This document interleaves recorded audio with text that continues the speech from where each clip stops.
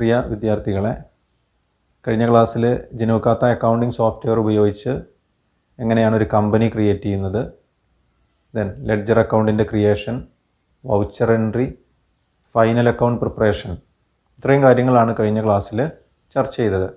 ഇന്ന് ഞാൻ പ്രസൻറ്റ് ചെയ്യുന്നത് ഡിഫോൾട്ടായിട്ട് ഈ ജിനോകാത്ത സോഫ്റ്റ്വെയറിൽ വരുന്ന ലെഡ്ജർ അക്കൗണ്ടുകൾ ഏതൊക്കെയാണ്.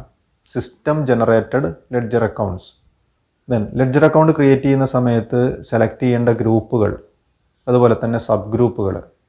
ദെൻ ടൈപ്സ് ഓഫ് വൗച്ചേഴ്സ്, ഏതൊക്കെയാണ് വിവിധ തരം വൗച്ചർ ടൈപ്പുകൾ. ഈ 3 കാര്യങ്ങളാണ് ഇന്നത്തെ ക്ലാസ്സിലൂടെ ഞാൻ പ്രസൻറ്റ് ചെയ്യുന്നത്. ആദ്യം ഏതൊക്കെയാണ് സിസ്റ്റം ജനറേറ്റഡ് ലെഡ്ജർ അക്കൗണ്ടുകൾ എന്ന് നോക്കാം. 4 ലെഡ്ജർ അക്കൗണ്ടുകളാണ് ഡിഫോൾട്ടായിട്ട് ഈ സോഫ്റ്റ്വെയറിൽ ക്രിയേറ്റ് ചെയ്തിട്ടുള്ളത്. ഫസ്റ്റ് അക്കൗണ്ടാണ് ക്ലോസിംഗ് സ്റ്റോക്ക്. ക്ലോസിംഗ് സ്റ്റോക്കിൻ്റെ ഗ്രൂപ്പ് നെയിം വരുന്നത് കറണ്ട് അസറ്റാണ്. അതിൻ്റെ സബ് ഗ്രൂപ്പാണ് inventory. Then opening stock direct expense എന്ന് പറയുന്ന ഗ്രൂപ്പിൽ വരുന്നൊരു അക്കൗണ്ടാണ്. അതിന് സബ് ഗ്രൂപ്പ് വരുന്നില്ല. Then profit and loss account or income and expenditure account. ഒരു പ്രോഫിറ്റ് ഓർഗനൈസേഷൻ്റെ അക്കൗണ്ടുകളാണ് നമ്മൾ മെയിൻറ്റെയിൻ ചെയ്യുന്നതെങ്കിൽ അവിടെ വരുന്ന പ്രോഫിറ്റ് ആൻഡ് ലോസ് അക്കൗണ്ട്. ഒരു നോട്ട് ഫോർ പ്രോഫിറ്റ് ഓർഗനൈസേഷൻ്റെ അക്കൗണ്ടാണ് മെയിൻറ്റെയിൻ ചെയ്യുന്നതെങ്കിൽ അവിടെ വരുന്ന ഇൻകം ആൻഡ് എക്സ്പെൻഡിച്ചർ അക്കൗണ്ട്. ഈ 2 അക്കൗണ്ടുകളും ഈ സോഫ്റ്റ്വെയറിൽ ക്രിയേറ്റ് ചെയ്തിട്ടുണ്ട്. അതിൻ്റെ group direct income. Then stock at the beginning, opening stock entry ചെയ്യുന്നതിന് വേണ്ടിയിട്ടുള്ളൊരു അക്കൗണ്ടാണ് സ്റ്റോക്ക് അറ്റ് ദ ബിഗിനിങ്. ഈ അക്കൗണ്ടും സിസ്റ്റം ജനറേറ്റഡ് ആണ്. അപ്പോൾ ഈ 4 അക്കൗണ്ടുകൾ ഡിഫോൾട്ടായിട്ട് ഈ സോഫ്റ്റ്വെയറിലുണ്ട്. ഇതിന് പുറമെ നമുക്ക് ആവശ്യമുള്ള അക്കൗണ്ടുകളാണ് നമ്മൾ ക്രിയേറ്റ് ചെയ്യേണ്ടത്. ഇനി ജിനോകാത്ത സോഫ്റ്റ്വെയറിൽ വരുന്ന ഗ്രൂപ്പുകളും സബ് ഗ്രൂപ്പുകളും നമുക്കൊന്ന് പരിചയപ്പെടാം. 13 ഗ്രൂപ്പുകളും 16 സബ് ഗ്രൂപ്പുകളുമാണ് ജിനോകാത്ത സോഫ്റ്റ്വെയറിൽ വരുന്നത്. ഈ 13 ഗ്രൂപ്പുകളിലെ 4 ഗ്രൂപ്പുകൾ പ്രോഫിറ്റ് ആൻഡ് ലോസ് അക്കൗണ്ടിൽ അതല്ലെങ്കിൽ ഇൻകം ആൻഡ് എക്സ്പെൻഡിച്ചർ അക്കൗണ്ടിൽ വരുന്ന ഗ്രൂപ്പുകളാണ്. ബാക്കി 9 ഗ്രൂപ്പുകൾ ബാലൻസ് ഷീറ്റിൽ വരുന്ന ഗ്രൂപ്പുകളാണ്. ഓരോ ഗ്രൂപ്പുകളും പ്രത്യേകം മനസ്സിലാക്കാം. ആദ്യം പ്രോഫിറ്റ് ആൻഡ് ലോസ് അക്കൗണ്ടിൽ വരുന്ന ഗ്രൂപ്പുകളാണ് പരിചയപ്പെടുത്തുന്നത്. 4 ഗ്രൂപ്പുകളാണ്.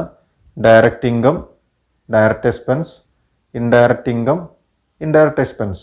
ഈ ഗ്രൂപ്പുകൾക്കൊന്നും സബ് ഗ്രൂപ്പുകൾ വരുന്നില്ല. ദെൻ ഇനി ബാലൻസ് ഷീറ്റിൽ വരുന്ന ഗ്രൂപ്പുകൾ ഏതാണെന്ന് നോക്കാം. ബാലൻസ് ഷീറ്റിൽ 9 ഗ്രൂപ്പുകളും 16 സബ് ഗ്രൂപ്പുകളും വരുന്നുണ്ട്. ഇതിൽ വരുന്ന ഗ്രൂപ്പുകളാണ് ഫിക്സഡ് അസറ്റ്. ഫിക്സഡ് അസറ്റിൽ വരുന്ന സബ് ഗ്രൂപ്പുകളാണ് building, furniture, land, plant and machinery. Then second ഗ്രൂപ്പാണ് investment. Then loans asset, current asset, miscellaneous expenses asset, capital, then loans liability, reserve, current liability. ഇങ്ങനെ 9 ഗ്രൂപ്പുകളും 16 സബ് ഗ്രൂപ്പുകളുമാണ് ബാലൻസ് ഷീറ്റിൽ വരുന്നത്. ഇനി ഈ 13 ഗ്രൂപ്പുകളും നമുക്ക് പ്രത്യേകം ഒന്ന് മനസ്സിലാക്കാം. ആദ്യം വരുന്നത് direct income. Profit and loss അക്കൗണ്ടിൽ വരുന്ന ഒരു ഗ്രൂപ്പാണ് ഡയറക്റ്റ് ഇൻകം. അതിന് സബ് ഗ്രൂപ്പ് വരുന്നില്ല. ഡയറക്റ്റ് ഇൻകത്തിൽ സാധാരണയായിട്ട് ക്രിയേറ്റ് ചെയ്യുന്ന അക്കൗണ്ടുകളാണ് ലിസ്റ്റ് ചെയ്തിട്ടുള്ളത്. Sales, professional fees, purchase return, profit and loss account or income and expenditure account, that is system generated account. ഇത്രയും അക്കൗണ്ടുകളാണ് ഡയറക്റ്റ് ഇൻകം എന്ന് പറയുന്ന ഗ്രൂപ്പിൽ ക്രിയേറ്റ് ചെയ്യുന്നത്. ഇവിടെ ശ്രദ്ധിക്കേണ്ട ഒരു പ്രധാനപ്പെട്ട അക്കൗണ്ടാണ് പർച്ചേസസ് റിട്ടേൺ അക്കൗണ്ട്. അപ്പോൾ ഈ സോഫ്റ്റ്വെയറിൽ ചെയ്യുന്നത് ട്രേഡിംഗ് അക്കൗണ്ടിൻ്റെ ഡെബിറ്റ് സൈഡിൽ പർച്ചേസിൽ നിന്ന് പർച്ചേസ് റിട്ടേൺ കുറക്കുന്നതിന് പകരം ആ പർച്ചേസ് റിട്ടേണിനെ ട്രേഡിംഗ് അക്കൗണ്ടിൻ്റെ ക്രെഡിറ്റ് സൈഡിലാണ് കാണിക്കുന്നത്. ഗ്രോസ് പ്രോഫിറ്റിൽ ഡിഫറൻസുകളൊന്നും വരുന്നില്ല. ദെൻ രണ്ടാമത്തെ ഗ്രൂപ്പാണ് ഡയറക്റ്റ് എക്സ്പെൻസ്. ഡയറക്റ്റ് എക്സ്പെൻസിനും സബ് ഗ്രൂപ്പ് വരുന്നില്ല. അതിൽ സാധാരണ കണ്ടുവരുന്ന അക്കൗണ്ടുകളാണ് ലിസ്റ്റ് ചെയ്തിട്ടുള്ളത്. Wages, carriage inwards, coal gas, factory expenses, freight, import duty, octroi, opening stock, purchases and sales return. ഇവിടെ നിങ്ങൾ ശ്രദ്ധിക്കേണ്ട ഒരു അക്കൗണ്ടാണ് സെയിൽസ് റിട്ടേൺ. സെയിൽസ് റിട്ടേൺ നമ്മൾ സാധാരണ ഫൈനൽ അക്കൗണ്ട് ചെയ്യുന്ന സമയത്ത് ട്രേഡിംഗ് അക്കൗണ്ടിൻ്റെ ക്രെഡിറ്റ് സൈഡിൽ സെയിൽസിൽ നിന്ന് കുറച്ച് എഴുതുകയാണ് ചെയ്യാറുള്ളത്. പക്ഷേ ഈ സോഫ്റ്റ്വെയറിൽ സെയിൽസിൽ നിന്ന് സെയിൽസ് റിട്ടേൺ കുറച്ച് എഴുതുന്നതിന് പകരം ആ സെയിൽസ് റിട്ടേൺ അക്കൗണ്ടിനെ ഡെബിറ്റ് സൈഡിൽ ഡയറക്റ്റ് എക്സ്പെൻസ് ആയിട്ടുള്ള ഒരു ഐറ്റമായിട്ട് കാണിക്കുകയാണ് ചെയ്യുന്നത്. ഇവിടെയും ഗ്രോസ് പ്രോഫിറ്റിന് മാറ്റങ്ങളൊന്നും വരുന്നില്ല. ദെൻ മൂന്നാമത്തെ ഗ്രൂപ്പാണ് ഇൻഡയറക്റ്റ് ഇൻകം. ഇൻഡയറക്റ്റ് ഇൻകം എന്ന് പറയുമ്പോൾ പ്രോഫിറ്റ് ആൻഡ് ലോസ് അക്കൗണ്ടിൽ ക്രെഡിറ്റ് ചെയ്യുന്ന ഐറ്റംസ് ആണ്. ബാഡ് ഡെപ്റ്റ് received, commission received, discount received, income from investment, rent received and interest received. Then നാലാമത്തെ ഗ്രൂപ്പാണ് indirect expense. Profit and loss അക്കൗണ്ടിൽ ഡെബിറ്റ് ചെയ്യുന്ന ഐറ്റംസ് ആണ്. ഇവിടെയും സബ് ഗ്രൂപ്പുകളൊന്നും വരുന്നില്ല.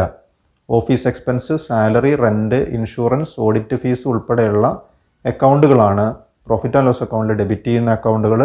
അവ വരുന്ന ഗ്രൂപ്പാണ് ഇൻഡയറക്റ്റ് എക്സ്പെൻസസ്. ദെൻ ഇനി ബാലൻസ് ഷീറ്റിൽ വരുന്ന ഗ്രൂപ്പുകളൊന്ന് പരിചയപ്പെടാം. ബാലൻസ് ഷീറ്റിൽ വരുന്ന ആദ്യത്തെ ഗ്രൂപ്പാണ് ഫിക്സഡ് അസറ്റ്. ഫിക്സഡ് അസറ്റിന് 4 സബ് ഗ്രൂപ്പുകൾ വരുന്നുണ്ട്. ഒന്ന് ബിൽഡിംഗ്. ബിൽഡിംഗ് എന്ന് പറയുന്ന സബ് ഗ്രൂപ്പിൽ സാധാരണ ക്രിയേറ്റ് ചെയ്യുന്ന അക്കൗണ്ടുകളാണ് building account, office building account, factory building account. Then ഫർണിച്ചറാണ് ഒരു സബ് ഗ്രൂപ്പ്. അതിൽ ഫർണിച്ചർ അക്കൗണ്ടും ഓഫീസ് ഫർണിച്ചർ അക്കൗണ്ടും ക്രിയേറ്റ് ചെയ്യാവുന്നതാണ്. ദെൻ ലാൻഡ് എന്ന് പറയുന്ന ഒരു സബ് ഗ്രൂപ്പ് വരുന്നുണ്ട്. അതിൽ ലാൻഡ് അക്കൗണ്ടും land and building, premises account പോലെയുള്ള അക്കൗണ്ടുകൾ അതിൽ ക്രിയേറ്റ് ചെയ്യാവുന്നതാണ്. ദെൻ പ്ലാന്റ് ആൻഡ് മെഷീനറി എന്ന് പറയുന്ന ഒരു സബ് ഗ്രൂപ്പ് ഉണ്ട്. അതിൽ machinery account, plant account and plant and machinery account. അപ്പോൾ നമ്മൾ ക്രിയേറ്റ് ചെയ്യുന്ന അക്കൗണ്ടിന് അനുയോജ്യമായിട്ടുള്ള ഒരു സബ് ഗ്രൂപ്പ് ഇതിലില്ലെങ്കിൽ നമുക്ക് എന്ത് ചെയ്യാൻ പറ്റും? പുതിയതായിട്ടൊരു സബ് ഗ്രൂപ്പ് ക്രിയേറ്റ് ചെയ്യാനുള്ള ഓപ്ഷനും ഈ സോഫ്റ്റ്വെയർ നൽകുന്നുണ്ട്. ദെൻ രണ്ടാമത്തെ ഗ്രൂപ്പാണ് ഇൻവെസ്റ്റ്മെൻറ്റ്. ഇൻവെസ്റ്റ്മെൻറ്റിന് 2 സബ് ഗ്രൂപ്പുകളാണുള്ളത്. ഒന്ന് ഇൻവെസ്റ്റ്മെൻറ്റ് ഇൻ ബാങ്ക് ഡെപ്പോസിറ്റ്സ്. എക്സാമ്പിളാണ് fixed deposit in bank. Then investment in shares and debentures. അതിൽ വരാവുന്ന 2 അക്കൗണ്ടുകളാണ് investment in shares, investment in debentures. Then മൂന്നാമത്തെ ഗ്രൂപ്പാണ് ലോൺസ് അസറ്റ്. അതിന് സബ് ഗ്രൂപ്പ് വരുന്നില്ല. അതിൽ വരാവുന്നൊരു അക്കൗണ്ടാണ് accounts of all long term loans given by the organisation. ഒരു കമ്പനി മറ്റുള്ളവർക്ക് ലോങ് ടേം ലോൺ പ്രൊവൈഡ് ചെയ്തിട്ടുണ്ടെങ്കിൽ ആ അക്കൗണ്ട് ക്രിയേറ്റ് ചെയ്യുന്ന സമയത്ത് സെലക്ട് ചെയ്യേണ്ട ഗ്രൂപ്പാണ് ലോൺസ് അസറ്റ്. ദെൻ നാലാമത്തെ ഗ്രൂപ്പാണ് കറണ്ട് അസറ്റ്. കറണ്ട് അസറ്റിൽ വരുന്ന സബ് ഗ്രൂപ്പുകളാണ് ഒന്ന് bank, cash, inventory, then loans and advances and sundry debtors. ബാങ്കിൽ വരുന്ന അക്കൗണ്ടാണ് ബാങ്ക് അക്കൗണ്ട്. ക്യാഷ് എന്ന് പറയുന്ന സബ് ഗ്രൂപ്പിൽ ഉൾപ്പെടുത്താവുന്ന അക്കൗണ്ടുകളാണ് cash in hand, cash account, petty cash account. Then ഇൻവെൻ്ററിയിൽ വരുന്നതാണ് closing stock. Loans and advances എന്ന് പറയുന്ന സബ് ഗ്രൂപ്പിൽ ഉൾപ്പെടുത്താവുന്ന അക്കൗണ്ടുകളാണ് ഷോർട്ട് ടേം ലോൺസ്, അതുപോലെ തന്നെ പ്രീപെയ്ഡ് എക്സ്പെൻസസ്. ദെൻ സൺട്രി ഡെറ്റേഴ്സിൽ ഉൾപ്പെടുത്താവുന്നതാണ് ആൾ ഡെറ്റേഴ്സ് ഓർ കസ്റ്റമർ അക്കൗണ്ടുകൾ. ദെൻ അഞ്ചാമത്തെ ബാലൻസ് ഷീറ്റ് ഗ്രൂപ്പാണ് മിസലേനിയസ് എക്സ്പെൻസസ് അസറ്റ്. അതിന് സബ് ഗ്രൂപ്പ് വരുന്നില്ല. ആ ഗ്രൂപ്പിൽ ഉൾപ്പെടുത്താവുന്ന ഒരു അക്കൗണ്ടാണ് പ്രിലിമിനറി എക്സ്പെൻസസ്. ദെൻ ക്യാപിറ്റലാണ് ഒരു ഗ്രൂപ്പ്. അതിന് സബ് ഗ്രൂപ്പ് വരുന്നില്ല. അതിൽ വരാവുന്ന അക്കൗണ്ടുകളാണ് capital account, partners capital account, share capital account, capital fund, അതുപോലെ തന്നെ ഡ്രോയിങ്സ് അക്കൗണ്ടും ക്യാപിറ്റൽ എന്ന് പറയുന്ന ഗ്രൂപ്പിലാണ് നമ്മൾ ഉൾപ്പെടുത്തേണ്ടത്. ദെൻ ലോൺസ് ലയബിലിറ്റി 2 സബ് ഗ്രൂപ്പുകൾ വരുന്നുണ്ട്, സെക്വേർഡ് ആൻഡ് അൺസെക്വേർഡ്. സെക്വേർഡ് ആയിട്ടുള്ള ലയബിലിറ്റിയാണ് ബാങ്ക് ലോണും അതർ സെക്വേർഡ് ലോൺസും. അൺസെക്വേർഡ് ആയിട്ടുള്ള ലോണുകളാണ് loan from partners and loan from manager etcetera. 8ാമത്തെ ഗ്രൂപ്പാണ് റിസർവ്. റിസർവിൽ വരുന്നതാണ് retained earnings, general reserve, reserve and surplus. ഇത്തരം അക്കൗണ്ടുകൾ ക്രിയേറ്റ് ചെയ്യുമ്പോൾ സെലക്ട് ചെയ്യേണ്ട ഗ്രൂപ്പാണ് റിസർവ് എന്ന് പറയുന്ന ഗ്രൂപ്പ്. ദെൻ 9ാമത്തെ ഗ്രൂപ്പാണ് കറണ്ട് ലയബിലിറ്റി. കറണ്ട് ലയബിലിറ്റിയിൽ 3 സബ് ഗ്രൂപ്പുകൾ വരുന്നുണ്ട്. ഒന്ന് provisions, then sundry creditors for expenses and sundry creditors for purchases. Provision എന്ന് പറയുന്ന സബ് ഗ്രൂപ്പിൽ വരാവുന്ന അക്കൗണ്ടുകളാണ് accounts of PF, ESI, TDS etcetera. അതുപോലെ തന്നെ പ്രൊവിഷൻ ഫോർ ബാഡ് ഡെപ്റ്റ്, provision for income tax. Sundry creditors for expenses എന്ന് പറയുന്ന ഗ്രൂപ്പിൽ ഉൾപ്പെടുത്താവുന്നതാണ് ഔട്ട്സ്റ്റാൻഡിങ് എക്സ്പെൻസുകൾ. ദെൻ സൺട്രി ക്രെഡിറ്റേഴ്സ് ഫോർ പർച്ചേസിൽ ഉൾപ്പെടുത്താവുന്നതാണ് സപ്ലയേഴ്സ് അക്കൗണ്ടുകൾ. ഇത്രയും ഗ്രൂപ്പുകളും സബ് ഗ്രൂപ്പുകളുമാണ് ബാലൻസ് ഷീറ്റിൽ വരുന്നത്. ഇനി നമ്മൾ പരിചയപ്പെടുന്നത് ഏതൊക്കെയാണ് വിവിധ തരം വൗച്ചറുകൾ. ജിനോകാത്ത എന്ന് പറയുന്ന അക്കൗണ്ടിങ് സോഫ്റ്റ്വെയറിൽ അവൈലബിൾ ആയിട്ടുള്ള വൗച്ചറുകൾ ഏതൊക്കെയാണ്? ഒന്നാമത്തെ വൗച്ചറാണ് receipt voucher. It is used to record all receipts of cash or cheque. ഇപ്പോൾ ക്യാഷായിട്ടോ ചെക്കായിട്ടോ കിട്ടുന്ന റെസിപ്റ്റുകൾ എൻട്രി ചെയ്യാനുള്ള വൗച്ചറാണ് റെസിപ്റ്റ് വൗച്ചർ. അതിന് യൂസ് ചെയ്യാവുന്ന ഷോർട്ട് കട്ടാണ് F4. ദെൻ സെക്കൻഡ് വൗച്ചർ ടൈപ്പാണ് പേയ്മെൻറ്റ്. റെസിപ്റ്റ് എന്ന് പറയുന്ന വൗച്ചറിൻ്റെ ജസ്റ്റ് ഓപ്പോസിറ്റാണ് all payments made by cash or cheque. ക്യാഷായിട്ടോ ചെക്കായിട്ടോ നമ്മൾ നടത്തുന്ന പേയ്മെൻറ്റുകൾ ഉണ്ടെങ്കിൽ അത്തരം ട്രാൻസാക്ഷൻസ് എൻട്രി ചെയ്യുന്ന സമയത്താണ് പേയ്മെൻറ്റ് വൗച്ചർ യൂസ് ചെയ്യേണ്ടത്. അതിൻ്റെ ഷോർട്ട് കട്ടാണ് F5. Then sales voucher. Cash and credit sales of goods. ഇപ്പോൾ ക്യാഷ് സെയിൽസ് ആണെങ്കിലും ക്രെഡിറ്റ് സെയിൽസ് ആണെങ്കിലും ഗുഡ്സ് സെയിൽ ചെയ്ത് കഴിഞ്ഞാൽ എൻട്രി ചെയ്യേണ്ട വൗച്ചറാണ് സെയിൽസ് വൗച്ചർ. അതിൻ്റെ ഷോർട്ട് കട്ടാണ് F6. Then purchase voucher. Cash and credit purchase of goods or raw materials. ഇപ്പോൾ റോ മെറ്റീരിയൽസ് അതല്ലെങ്കിൽ ഗുഡ്സ് നമ്മൾ വാങ്ങുന്ന സമയത്ത് അത് ക്യാഷ് പർച്ചേസ് ആണെങ്കിലും ക്രെഡിറ്റ് പർച്ചേസ് ആണെങ്കിലും എൻട്രി ചെയ്യേണ്ടത് പർച്ചേസ് വൗച്ചറിലാണ്. അതിൻ്റെ short cut F7. Then contra voucher. Deposits or withdrawal of cash from bank or transfer of funds from one bank to another bank and transfer of cash to petty cash. ഇപ്പോൾ ക്യാഷും ബാങ്കും തമ്മിലുള്ള transaction, ബാങ്കിലേക്ക് deposit ചെയ്യുന്നത്, ബാങ്കിൽ നിന്ന് withdraw ചെയ്യുന്നത്, main ക്യാഷറുടെ കയ്യിൽ നിന്ന് പെറ്റി ക്യാഷ്യർക്ക് പേയ്മെൻറ്റ് നടത്തുന്നത്, അതുപോലെ തന്നെ ഒരു ബാങ്ക് അക്കൗണ്ടിൽ നിന്ന് മറ്റൊരു ബാങ്ക് അക്കൗണ്ടിലേക്ക് എമൗണ്ട് ട്രാൻസ്ഫർ ചെയ്യുന്നത്, ഇത്തരം ട്രാൻസാക്ഷൻസ് എൻട്രി ചെയ്യാനുള്ള വൗച്ചർ ടൈപ്പാണ് കോൺട്രാ വൗച്ചർ. അതിൻ്റെ ഷോർട്ട് കട്ട് കീ ആണ് F8. Then journal voucher. Rectification entries or transfer or adjustment entries, purchase or sale of fixed asset on credit. ഇത്രയും ട്രാൻസാക്ഷൻസ് ആണ് journal വൗച്ചറിൽ entry ചെയ്യേണ്ടത്. പ്രധാനമായിട്ടും റെക്ടിഫിക്കേഷൻ എൻട്രികൾ, അഡ്ജസ്റ്റ്മെൻറ്റ് എൻട്രികൾ, then purchase and sale of fixed asset on credit. ഇത്തരം transactions ആണ് journal വൗച്ചറിൽ എൻട്രി ചെയ്യാൻ പറ്റുന്നത്.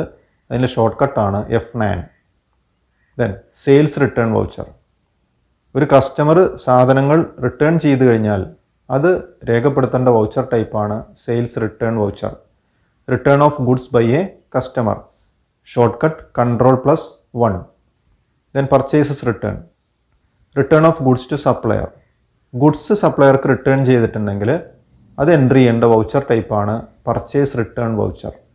അതിൻ്റെ short cut Ctrl+2. Then credit note. Reduction in the amount due from a customer or for allowances. ഒരു കസ്റ്റമർക്ക് നമ്മൾ എന്തെങ്കിലും അലവൻസ് അനുവദിക്കുകയാണെങ്കിൽ, ഡിസ്കൗണ്ടുകൾ അനുവദിക്കുകയാണെങ്കിൽ അത് രേഖപ്പെടുത്താനുള്ള വൗച്ചറാണ് ക്രെഡിറ്റ് നോട്ട് വൗച്ചർ. അതിൻ്റെ short cut Ctrl+3. Then debit note voucher. Reduction in the amount payable to a supplier or for allowances. Supplier നമുക്ക് ഇങ്ങോട്ട് ഏതെങ്കിലും തരത്തിലുള്ള അലവൻസുകളോ ഡിസ്കൗണ്ടുകളോ അനുവദിക്കുകയാണെങ്കിൽ അത്തരം ട്രാൻസാക്ഷൻസ് എൻട്രി ചെയ്യാനുള്ള വൗച്ചർ ടൈപ്പാണ് ഡെബിറ്റ് നോട്ട്. അതിൻ്റെ ഷോർട്ട് കട്ടാണ് Ctrl+4. ഇത്രയും കാര്യങ്ങളാണ് ഇന്നത്തെ ക്ലാസ്സിൽ പ്രസൻറ്റ് ചെയ്യുന്നത്. എന്തൊക്കെ കാര്യങ്ങളായിരുന്നു? ആദ്യം പ്രോഫിറ്റ് ആൻഡ് ലോസ് അക്കൗണ്ടിലും ഇൻകം ആൻഡ് എക്സ്പെൻഡിച്ചർ അക്കൗണ്ടിലും വരുന്ന ഗ്രൂപ്പുകൾ, ദെൻ ബാലൻസ് ഷീറ്റിൽ വരുന്ന ഗ്രൂപ്പുകളും സബ് ഗ്രൂപ്പുകളും, ദെൻ സിസ്റ്റം ജനറേറ്റഡ് ആയിട്ടുള്ള ഡിഫോൾട്ടായിട്ട് ജിനോകാത്ത സോഫ്റ്റ്വെയറിൽ വരുന്ന ലെഡ്ജർ അക്കൗണ്ടുകൾ, 4 അക്കൗണ്ടുകൾ നമ്മൾ പരിചയപ്പെട്ടു. അതുപോലെ തന്നെ ഈ സോഫ്റ്റ്വെയറിൽ ഉപയോഗിക്കുന്ന വൗച്ചർ ടൈപ്പുകൾ. ദെൻ ഇന്ന് ഡിസ്കസ് ചെയ്ത കാര്യങ്ങളിൽ എന്തെങ്കിലും ഡൗട്ടുകൾ ഉണ്ടെങ്കിൽ നിങ്ങൾ കമൻറ്റ് ചെയ്യുക. കൂടുതൽ കാര്യങ്ങൾ നമുക്ക് അടുത്ത ക്ലാസ്സിൽ ചർച്ച ചെയ്യാം. ഓക്കെ.